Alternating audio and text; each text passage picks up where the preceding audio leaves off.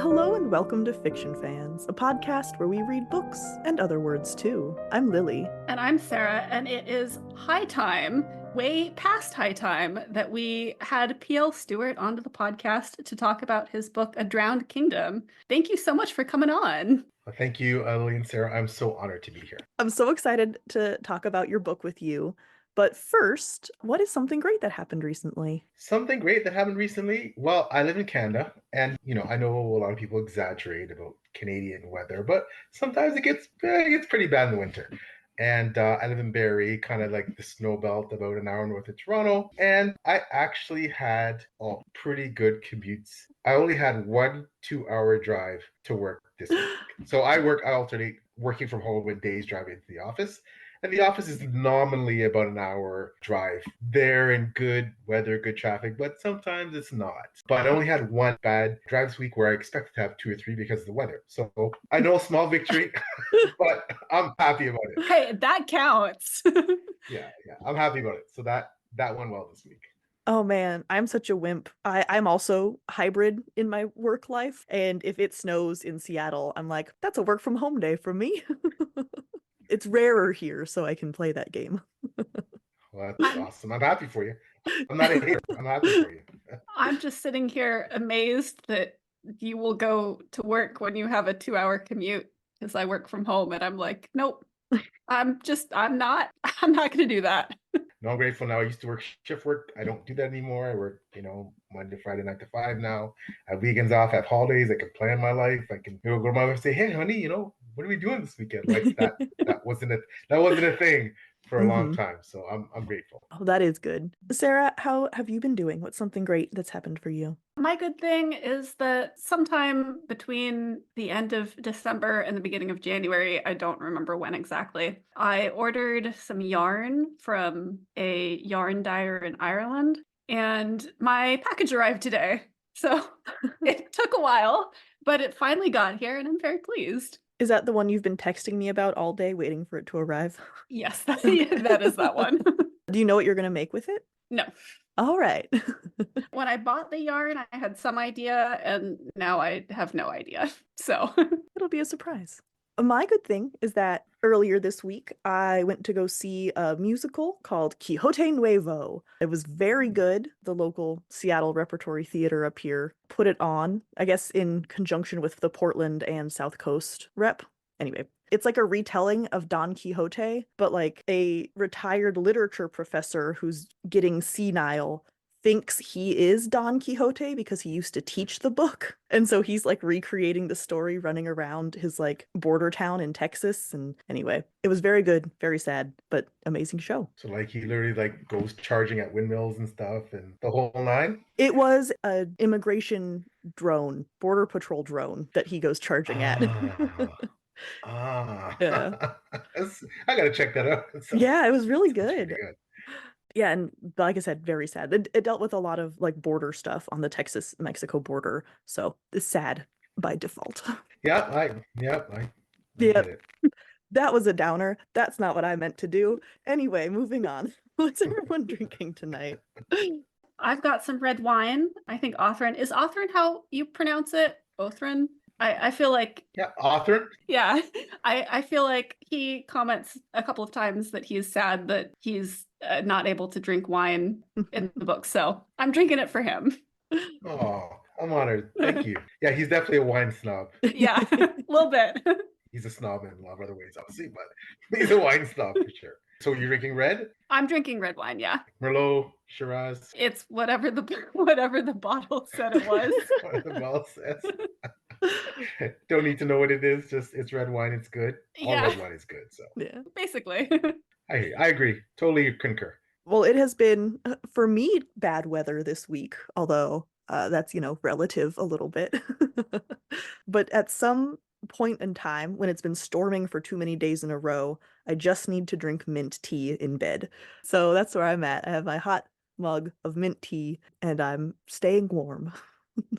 Right now, I'm just actually drinking, believe it or not, it's just mango juice. I was on a podcast earlier. I just need to keep my whistle wet. But later on, I'll probably move on to some rum after this podcast is done, just before bed. Just a little nightcap, probably some Mount Gay rum, which is the oldest rum in the world. It's Bajan rum. My background, my mother is from Barbados, and Mount Gay is smooth and it's awesome. So I'll have to check it out. I love rum. Do you drink it straight or with ice? normally neat. Sometimes, depending, if I'm on vacation, I tend to mix it because you want to stretch that out a bit longer because I couldn't keep drinking it straight, Mhm. all night long or else I'd be in a state. But yeah, I was going to say that mango juice and rum sounds like a pretty good combination, actually. it is. It is. Yeah, it is. Unfortunately, when you try to stretch it out because you put the juice in and then you don't feel the effects right away, you fool yourself. Oh, it's just fruity and juicy. And then eventually, it gets to you. Yeah. Yep.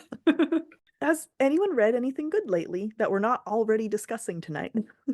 I haven't. Yeah, I have not done a lot of reading lately because we've had a lot of podcasting. I'm hopefully planning this weekend on reading A Crescent City by Sarah J. Maas because there's a new Sarah J. Maas book coming out in a couple of days in that series, and I have friends who are like super, super, super into it. And so I want to catch up to them so that we can all be excited together, or so that they can be excited and I can read all of their spoiler tags because I like to read the spoiler tags in Discord, but I haven't actually started that yet. So that's not really a good answer. I'll allow it. How about you? I just finished reading book 4 of Malazan. I pronounce it Malazan, however you pronounce it, by Stephen Erickson. It's a brilliant series. It's one of those series where you just have to go into and go, I don't understand what's going on, but that's okay. And just keep reading. And then you will understand some things, but some things don't feel that you're not intelligent. You don't have the intellect to figure it out. It's just you're kind of thrown in the deep end and left to figure things out. It's interesting that way because, especially as a writer, because you feel like, well, I should be able to figure that out because, I'm a writer and, I write complex plots and I should be able to figure that. But anyways, it's a great series. And so I just finished it up and now I'm reading a couple of things I always have a couple of things to go. I have an arc from H.L. Tinsley, awesome writer friend of mine who wrote We Men Unmasked in Shadow and that series and the Vanguard series. She's phenomenal.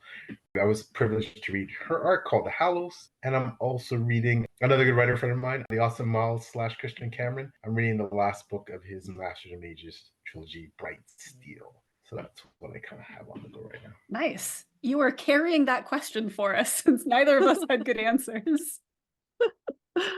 Well, a book I have read recently was A Drowned Kingdom. I just noticed your hat, by the way. I love it. That's wonderful. For listeners, the symbol of the main religion from the book. And you have a shirt too? That's so cool. Yeah, I gotta represent, Lily. Gotta support the swag. Yeah. Yeah. I always appreciate an author who has merch for their book. Like, I think it's fantastic.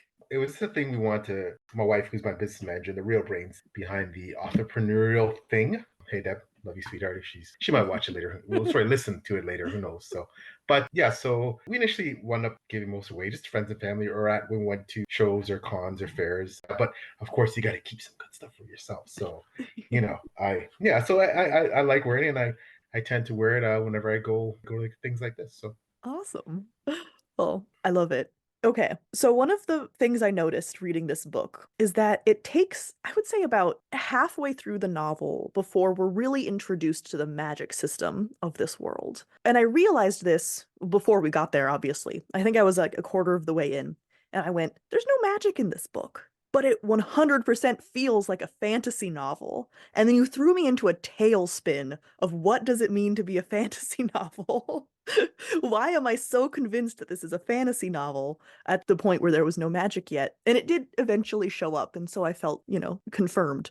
But I was wondering what genre you would consider this book and why. Oh, it's a great question. I do consider it fantasy, epic fantasy, as you know from reading it, and those who've read it, it's inspired largely in part by Plato's tale of the lost realm of Atlantis. And most experts would say that Atlantis never existed. That said, there's many people who believe it did. So I think that definitely straddles the realm of fantasy because you're not quite sure if it's just all made up. But as well, it is a fictionalized world. It's totally my crazy, imagination that created my version of what Atlantis would be like.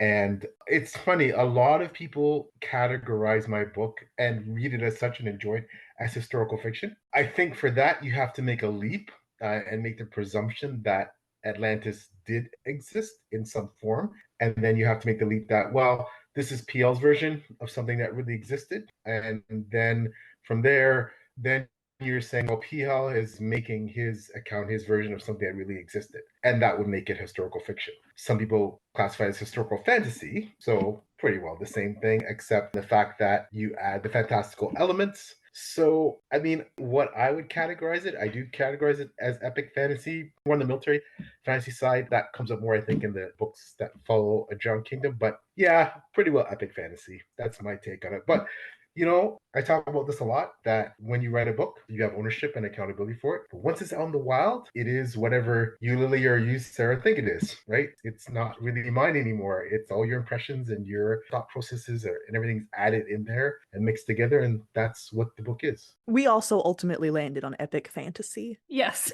I agree with that completely. It was just, I had to philosophize because until this book, I would have told you the definition of fantasy is a book that has some kind of fantastical element to it. But, reading about the very grounded, like politics and economics of this world, I was like, this is just a real place that it doesn't exist. Why do I consider this fantasy? And I was right, it is, but I had to think about it. Yeah, I wanted you to feel that way. I wanted you to feel like this was a real, tangible place that existed, millennia ago in the dim, uncharted years where history could be interpreted as potentially something other than what we know, and that this place is now gone, and there is an element of tragedy there, although the place had a lot of issues. Like all empires, there's an element of tragedy that some of the beauty of it has vanished, never to be seen again.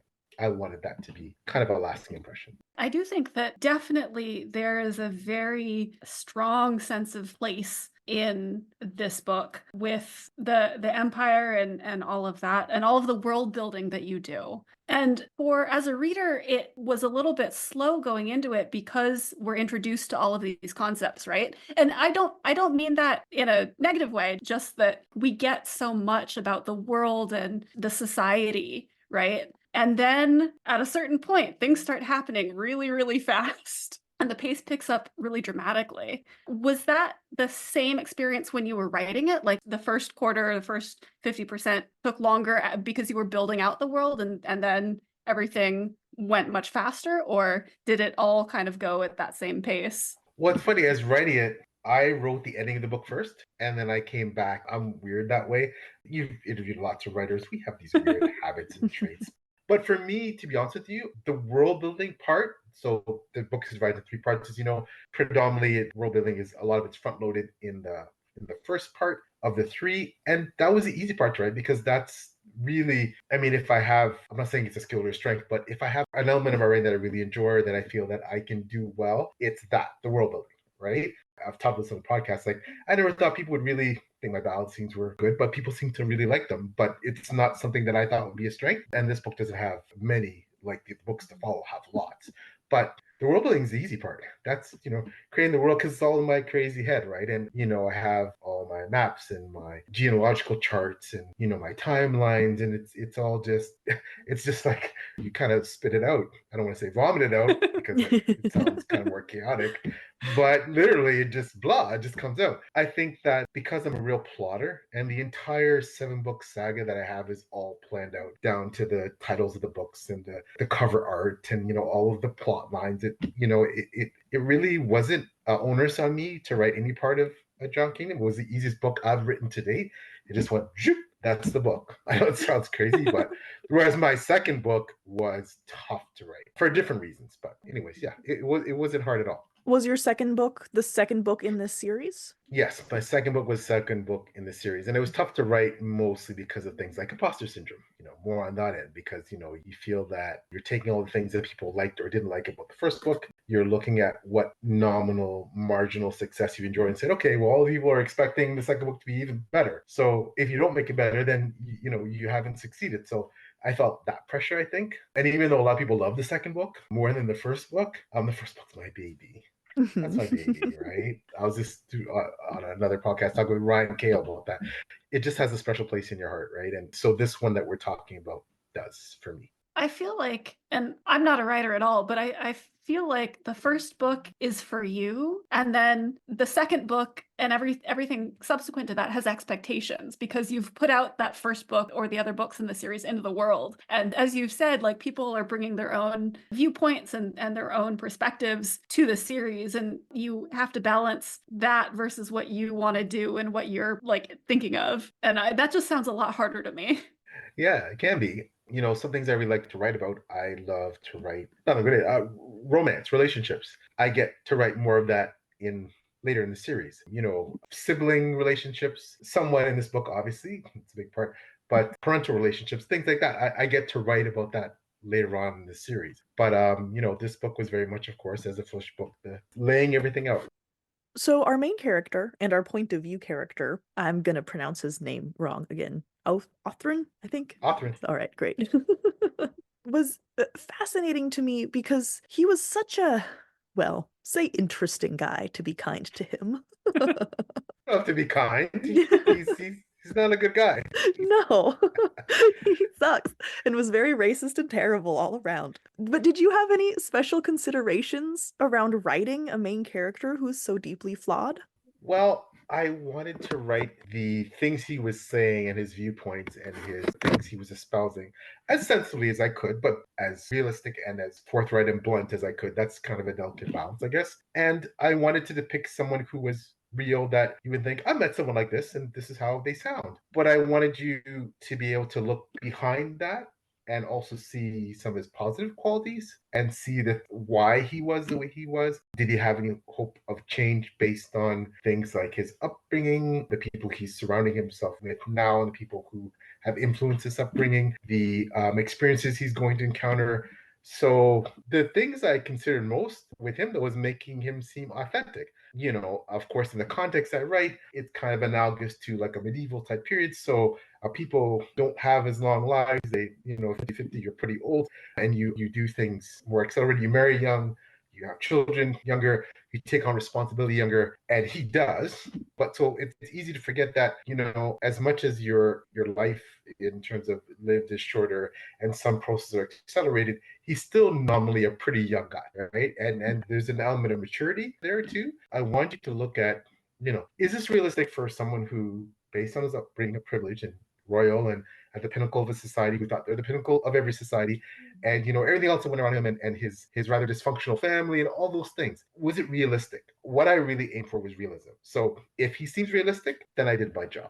That was the main consideration. I wanted to be realistic. I definitely feel like you nailed that. And it was really interesting for me because like I'm not a huge grimdark reader. Like I don't like, or I tend not to enjoy stories where the main character and the world are so flawed and dark. Not that the world particularly was especially dark. I mean, not compared to grimdark, but Othrin certainly was. And yet I still found myself invested in his character journey. And I thought that was really, really well done. Thank you. Well, I'm honored. Well, that means I did my job, because that's what my aim is. I want you to be invested in Othrin, invested to see, can he change, to what degree will he change, how we navigate all the myriad of problems that he's facing. Because I think the one thing that can get lost sometimes is, I'll say, what would you do if you were him, put in his position, in the situation he's in, dealing with the problems he has? They're not easy,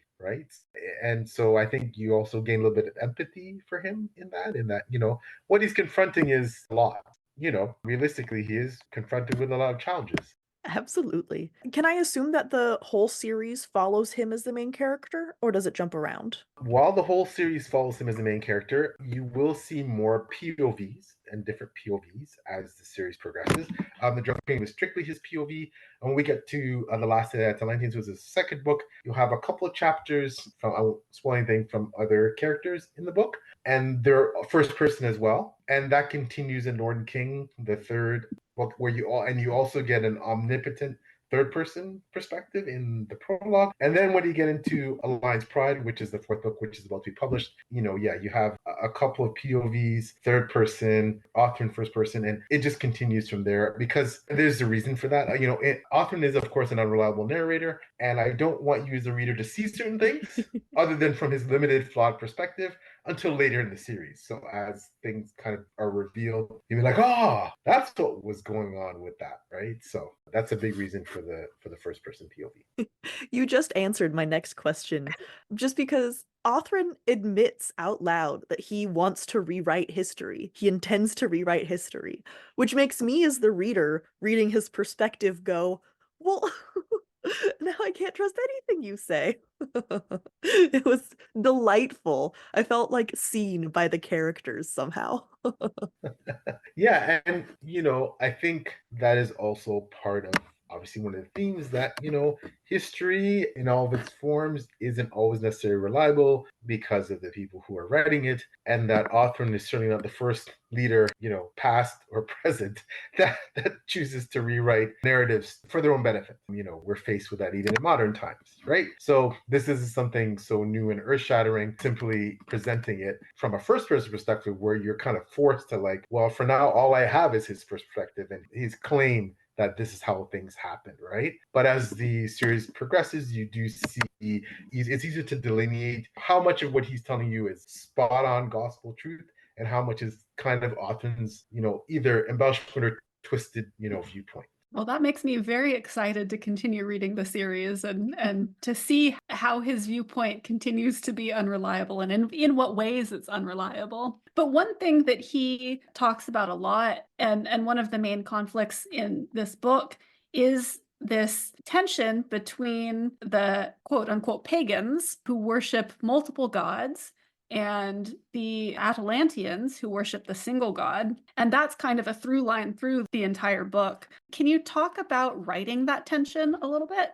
Obviously, one of the themes in the book is appreciate for the other religions, religious persecution. Would it be considered appropriate for one religion to subjugate another, to not only subjugate but essentially eradicate another because they feel their religion is the better one, that they're doing it for the good of their religion? And this is how empires, colonial empires in particular, operate. Historically, all the great empires that have ever existed, you can go back as far as human history exists, that's their blueprint, that's their playbook. So that's the Atlanteans playbook. I wanted specifically with the way that Othran and the Atlanteans cast other religions as heathens and pagans, that without perhaps examining their own religion very closely, because they take it as essentially, the only true religion. What happens when you grow up with that worldview and you've never really been exposed to other religions on an intimate level? What happens when some of that security and the safety and the foundation of that is ripped away a bit, when you actually do come into contact with people who have other beliefs, and when they can rationalize those beliefs the way you rationalize your own, and when you meet intelligent, thoughtful people who can articulate why their religion matters and why it has credence and why yours might not. And he's never been challenged on that, right? It was a done deal. But as the book goes on, there is that clash. He thinks that he's going to come in and, as the Atlanteans have done, forcibly, if necessary, subjugate, and everyone will of course see the light in his religion. But when you come against people who they inhabit it and they have their own, thank you very much, gods and goddesses and ways of doing things, and they have their own reasons for why they do, and they have their own, historical context going back hundreds or thousands of years, maybe even predating your own religion. Yeah, it was quite the eye opener. So I wanted the reader to see, how the potential for religious enlightenment could occur. Doesn't mean that it will, but how it could. You're going to open the door for him, and whether he steps through or not, we don't know yet. I don't know yet. Well said. Well said. Yes. And that if he does, it's a process, but he might not. Well, we're going to be able to talk in a little bit more detail about things he may or may not do once we get to the spoilers section. But before we get there, I have a question for Sarah. Sarah, who should read this book? You should read this book if you like political epic fantasy with extensive world building, and if you want a long series to sink your teeth into. The series isn't complete yet, but 3 books are out. The 4th book sounds like is coming out very soon, so you have a lot to read in the meantime. The remainder of this episode contains spoilers.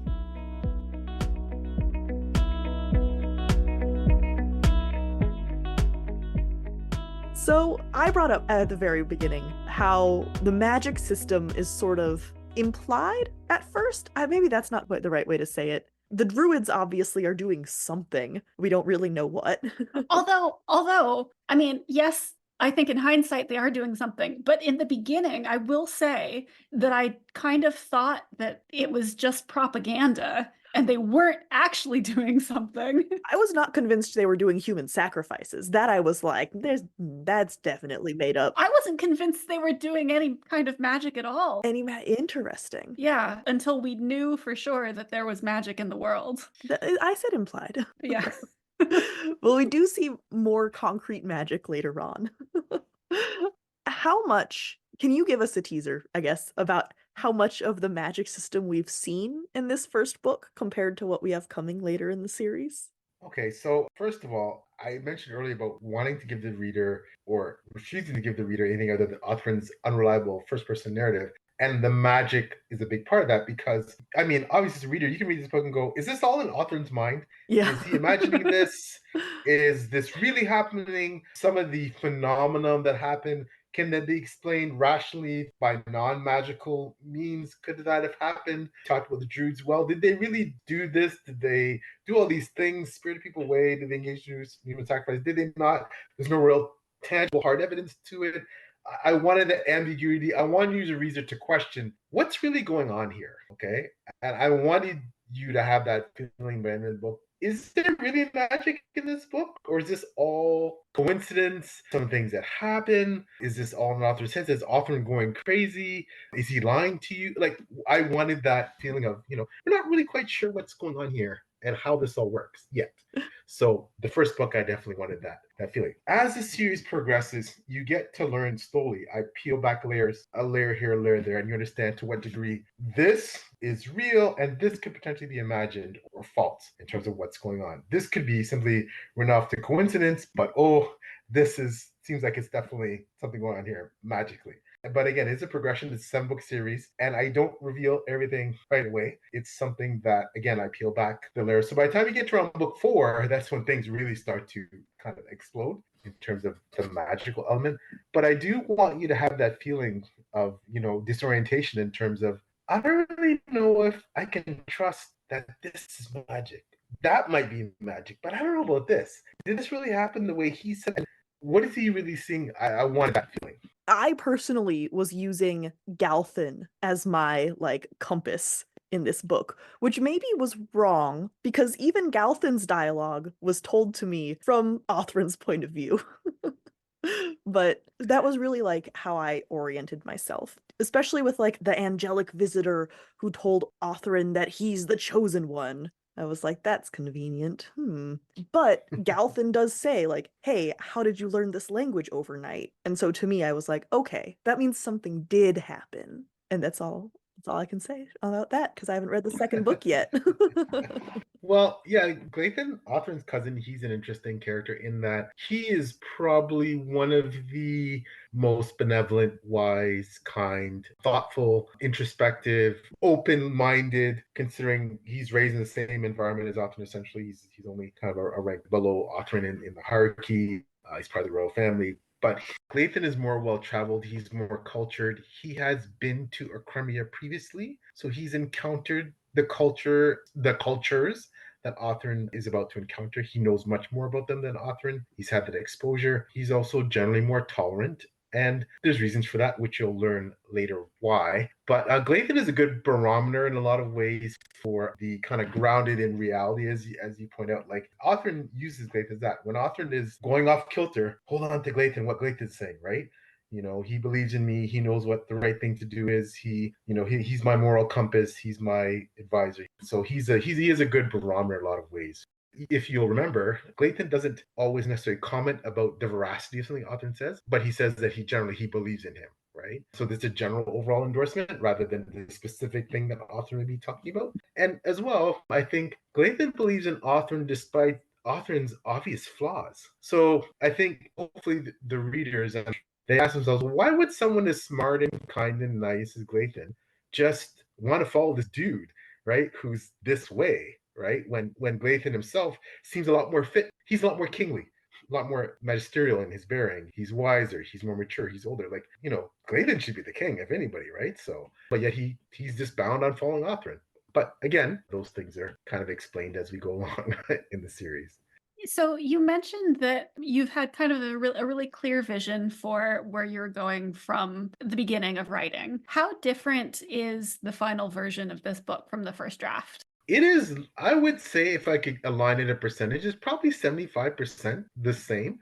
I think what's changed is you both are very experienced readers and you spoke to a lot of writers, except for that phenomenon of sometimes characters just take the hell over. They just grab you and go, sorry, I need more page time, and I'm taking it, and there's nothing you can do about it as a writer. And you're like, okay. I know that sounds really, really crazy, but it's a real phenomenon. So for example, Lacey, one of my favorite characters in the book, her role wasn't going to be as prominent as it ends up being throughout the whole series. She was more of a minor character, and she just said, nope.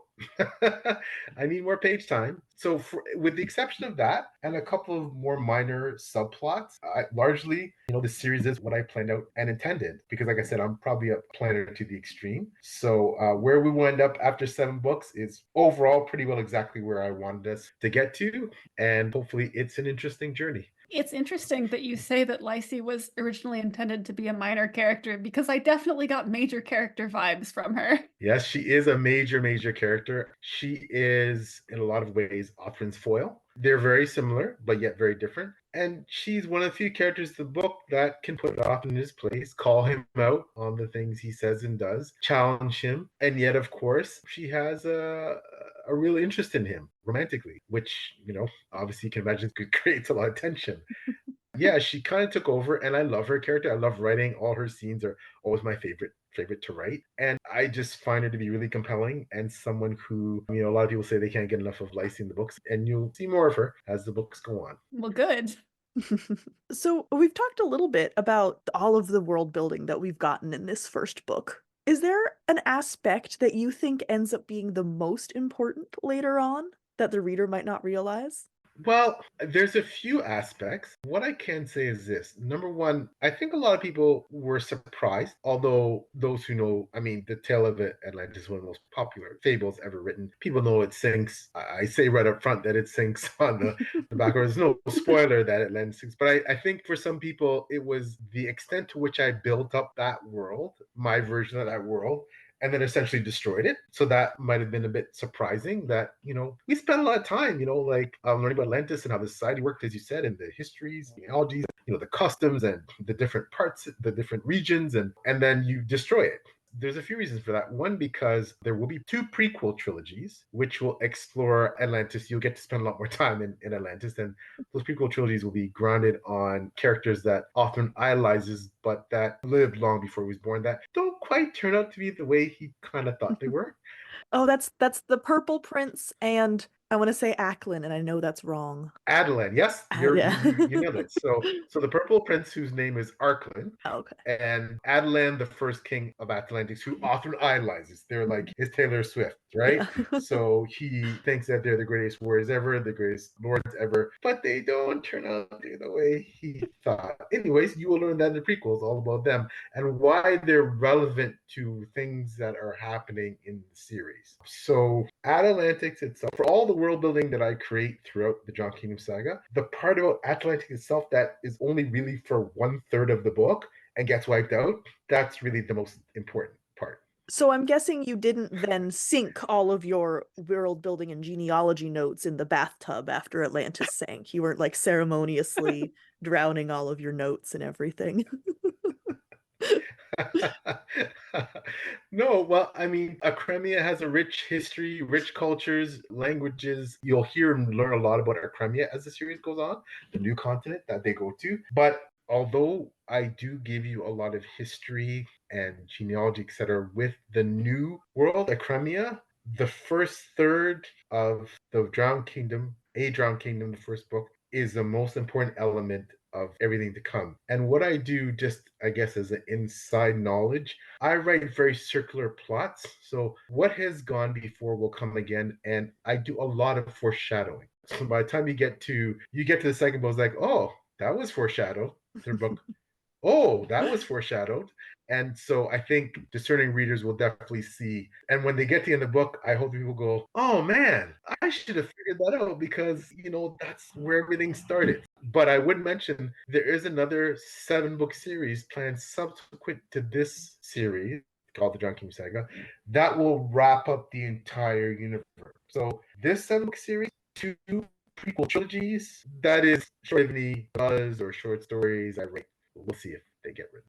I love it. What's your publishing order plan? Is it first this 7-book series and then the prequels and then the final series? Or what's your plan? Yeah. Yes, exactly. Yeah. Some book series first, then I will take you back about 500 years to the beginnings and origins of Atalantics, and you'll get to meet the first king of Atalantics, but not told through his eyes, through the eyes of another character. And then you will get to meet the Purple Prince, which is another couple hundred years forward. And again, all these will tie into the 7-book series with author in the John King Saga that you're currently reading. And then there will be a final 7-book series to wrap everything up. Awesome. I'm excited because 2 of my favorite things are seeing how history or historical events have changed and become kind of legend in a world, and also going back to the beginning of a series once I've read through it and seeing all of the foreshadowing. So it sounds like I get both of those things with your books. So I'm very excited by that. Thank you. I hope I succeed in meeting those expectations. I think I'm able to explore more elements and aspects in my writing, like narratives, multiple perspectives. The battle scenes really intensify. The romance gets dialed up.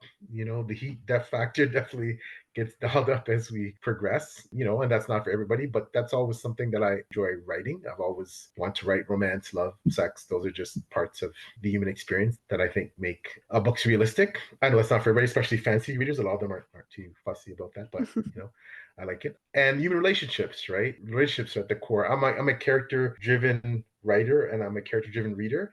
Characters are what I find interesting, the people. How do you manage character growth versus consistency over a multi-book arc? Like, we've talked a little bit about how you have a definite plan for the series and how Othrin starts out as this very flawed character and has these opportunities to grow, but how do you manage that growth? Well, I think, again, Sarah goes back to realism. So I would submit and argue, and of course, open to being challenged, that most people don't change overnight, and that most people don't change unless either drastic events happen in their life that compel them to change, or it is a long sustained kind of over a long life, such as say quitting smoking may take you several 10, 15, 20 times. They take you 20 years until you finally actually quit. You will start and you may go cold turkey, and then that doesn't work and you smoke again. And then you try the patch, and then that works for a while, and eventually you find your method. But that may take years. And so I think, if I could use analogy, change is gradual. There are failures, like misfires, and you try to change, you have the best of intentions, it doesn't work. You slide back into your old habits or ways. Then something happens, you make some progression, you might take 3 steps forward, 2 steps back. And it's that journey, right? And that, I guess, part of it is when you try to quantify change, how much did this person change over the course of this period? I think that's a really hard thing to nail down, right? But that's what I want to depict with Othrin. He's going to go through these periods. Some things he's just going to be so entrenched, because we're human, that's where we are, that he won't be able to change. He may be able to change this aspect, but not this aspect. Or he may be able to change all of them. You have to read on to see. But, that's what I want to depict. It goes back to the realism. So that's how I imagine. I try to make it realistic. Because some reason may say, I really want to see him change quickly and not be this horrible person. But I don't think that's not a realistic depiction of, I think, human nature and how people change. So What about you? Has your favorite character in the series changed as you've been writing it? So my 3 favorite characters in the series, one, I can't give away the spoiler as to this character's change evolution, but I can say that their change is more because of very, very extreme circumstances and them trying to influence other people a certain way because of this radical belief that they took on, but then finding that maybe everything they've done has been a bit too drastic and maybe finding a more balanced approach to change. And that's something they don't find until the end of the book. I can't really talk about the character too much. So now let's talk about Othrin, who is also a favorite character. So Othrin, his change, again, without giving away spoilers, is going to be tumultuous. And there will be times you will clearly say, oh, yeah, he's really progressed on this element. And there'll be times you're like, he ain't changed a damn bit. That'll be frustrating. There'll be moments of frustration with him, lots of them. But there'll be also moments where you might start to question, you know what? I kind of see where he's coming from. I don't agree with it, but I kind of see where he's coming from, what he's doing. So that will be interesting. And then when it comes to Lacey, who is probably my other favorite character that I'll talk about, her change of progression is very much like Othrin. She wants power. She knows how to get that power. She's playing a very long game. But Othrin is the fly in the ointment because of her love for him. And how will she be able to achieve what she wants and still get Othrin? It's going to become pretty clear that something's going to have to give there. So will she stay true to her ambitions, or is she going to stay true to her love for Othrin? And that's kind of like, going to be the push and pull there. I don't know if it's coming, but I am waiting for a showdown between her and I've forgotten Othrin's wife's name. Alias? Something like that. Oh, alias? Yeah. Alias. Thank you. Well, PL, before we let you go, what would you like readers to take away from this book? A few things. One, in this book, women are represented because we're seeing Othrin's very flawed, misogynistic point of view. Women, other than women like Lacey, don't seem to have a lot of power. They don't seem to have a lot of agency. But I think you'll quickly realize as you progress in the book that the Drowned Kingdom saga is about women and their agency and their power. And you'll quickly see, especially by the time you get to book 3 and 4, just how powerful and just how much agency the women in this book have, and that they are actually the heart of everything that's going on. And number two, I would ask you to realize that, first of all, Othrin's views are certainly not my own. They're the antithesis of my own. And that although it may be frustrating, I believe that the book is worth reading and the series is worth reading to see Othrin's journey and to see what their journey tells us about ourselves as human beings and our capacity for change, why we should change, why it's important. And if through seeing his journey, can we solve some of the conundrums that his journey represents, i.e., colonialism, racism, homophobia, misogyny, religious intolerance? Are these things that can be solved, like by humankind? When we get to this utopian state where they don't exist anymore, are they always going to be with us? And how can someone who is a bigot, is there hope for them? What do you do with these people? Do you just write them off, leave them alone, isolate them, try and help them, fix them? What's to be done with them? And what do you do with them when there's someone who is in a position of power and influence, and that their decisions based on their views affect other people, affect whole, countries or continents or worlds even? And then finally, I wanted to express that I want to give you a feel of this is an epic kind of classical fantasy in a lot of ways. Yes, there's the author element about, but it harkens back to those old time classics that hopefully has some interesting political drama and some interesting battle scenes and a lot of human family drama and the journey of an anti-hero, kind of like the person who thinks he's the hero, but maybe he's the villain. We're always the hero of our own story, but I hope that people find that compelling. I mean, and we haven't even talked about just to pick up on one tiny thing that you've said, we haven't even talked about the battle scenes, but they were very good. And the sex scene we got a tiny bit of. Yes. Very tame compared to what's coming later. Ooh, I'm excited. I know that faded to black and I was like, no. Yeah, they're very tame to what's coming later. I think for some people, I think the fourth book is a bit of a shocker because there's quite a bit of that, quite a bit of romance, sex, love, and things. But anyways, yeah, it progresses, so intensifies. Well, those things are part of life, so it makes sense that they're part of fiction too. And I know that some people don't like them, but I think that more books should include them. And I love reading romance novels, so when you can stick romance in other novels, I'm like, yeah, fun. I hope you enjoy, what's to come if you do continue with the series, because there will be a lot of romantic entanglements. So, Well, I'm definitely looking forward to continuing the series. And talking about continuing the series, you said that book 4 is coming out soon. Can you tell us a little bit about that? Release date, when we can expect it? well, thank you, Sarah. Don't have quite a firm release date yet. I always say with my books this spring, I try to release a book every year, and I've been successful in doing that thus far in the series. So every spring, sometime between, end of February and beginning of May, I release a book. And then the fifth book, which is entitled A Pack of Wolves, I hope to be again out in the spring of 2025. And I won't give away the titles for the last two books, but expect them in the spring of 2026 and 2027, respectively. So, Alliance Pride, the fourth book, it's a game changer. It's kind of, I talked about all of those mysteries that you get in the beginning. You're wondering, you get a lot of answers, not to everything, but you get a lot of answers in Alliance Pride. And the battle scenes, you see some very big scale battle scenes in those books. And there's a lot of romance and a lot of political intrigue. And a lot of things come to a head in that book. A lot of things come to a head. And there's also some time jumps. So yeah, it's a lot to absorb. I think it's also the biggest book of the series. It's around 600 pages. That's the biggest book of the series. The rest are between 4 and 5.